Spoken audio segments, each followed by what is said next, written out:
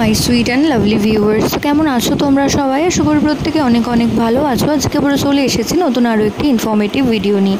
তো আজকে ভিডিওতে তোমাদের সাথে কথা বলবো গর্ভাবস্থায় গর্ভবতী মায়ের যে সমস্ত অঙ্গ কালো হয়ে গেলে আগেকার দিনে মনে করা হতো যে গর্ভের আগত সন্তানটি একটি ফুটফুটে পুত্র সন্তান আসতে চলেছে।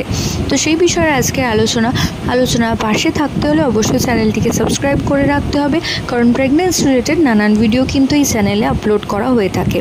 যে এই যে পরিবর্তন অর্থাৎ কালো হয়ে যাওয়া, যে সমস্ত অঙ্গ কালো হয়ে যায়, এগুলো হচ্ছে গর্ভাবস্থায় হরমোনাল চেঞ্জেসের জন্য একজন গর্ভবতী মায়ের নানান অঙ্গ কিন্তু কালো হয়ে যায়। তো থ্রু আউট প্রেগনেন্সিতে যদি কোনো গর্ভবতী মায়ের গলার চারপাশ অর্থাৎ ঘাড়ের দিকে প্রচণ্ড পরিমাণে কালো হয়ে যায়, তার সাথে সাথে নিতম্ব, উরু এই সমস্ত জায়গা প্রচণ্ড পরিমাণে কালো হয়ে যায়, তার সাথে সাথে দুইটি স্তনের বৃন্ত প্রচণ্ড পরিমাণে কালো হয়ে যায়, এই চারটি অঙ্গ যদি খুব কালো হয়ে যায়, তো সেক্ষেত্রে আপনারা ধারণা করে নিতে পারেন যে গর্ভের আগত সন্তানটি একটি ফুটফুটে পুত্র সন্তান আসতে চলেছে। তো আশা করছি ভিডিওটা কাজে আসবে।